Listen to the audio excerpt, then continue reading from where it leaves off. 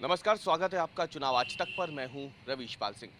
मध्य प्रदेश में कांग्रेस ने रविवार को अपने 144 उम्मीदवारों की पहली सूची जारी कर दी है और इसके साथ ही अब ये बातें सामने आने लगी है कि कांग्रेस ने दरअसल एक विशेष संयोग को ध्यान में रखते हुए ही अपनी उम्मीदवारों की पहली सूची जारी की है।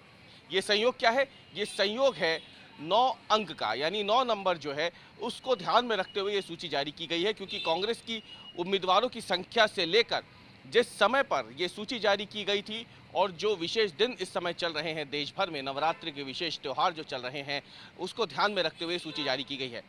अब ये 9 नंबर क्या कांग्रेस को मध्य प्रदेश की सत्ता में दोबारा काबिज करवाएगा, ये सवाल उठने लगे हैं। तो आपको आज हम बताने वाले हैं कि कैसे कांग्रेस ने अपनी पहली सूची में 9 नंबर का खास ध्यान रखा है।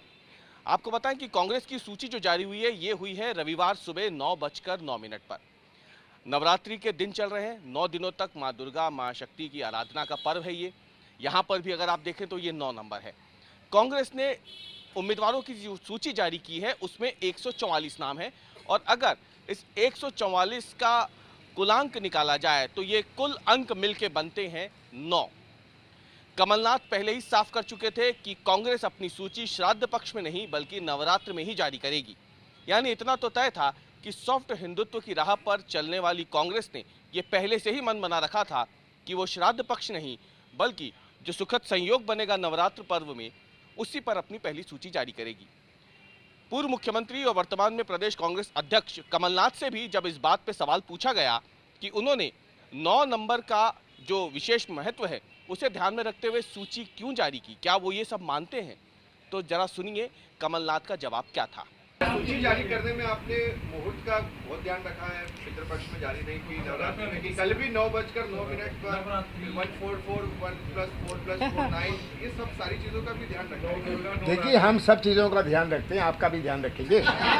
तो आपने देख लिया, कमलनाथ खुद इस बात पे जोर दे रहे हैं कि वो इन मान्यताओं को मानते हैं।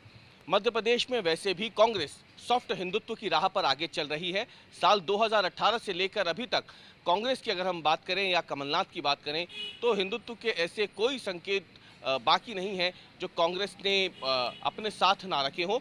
फिर भले ही वो कमलनाथ की तरफ से पंडित धीरेन्द्र कृष्ण शास्त्री की कथा करवाना हो, पंडित प्रदीप मिश्रा की कथा करवाना हो, या फिर कांग्रेस कार्यालय में सुंदरकांड का पाठ हो, हनुमान चालीसा का पाठ हो, या फिर धर्म के किसी मुद्दे पर कांग्रेस का हमलावर ना होना हो।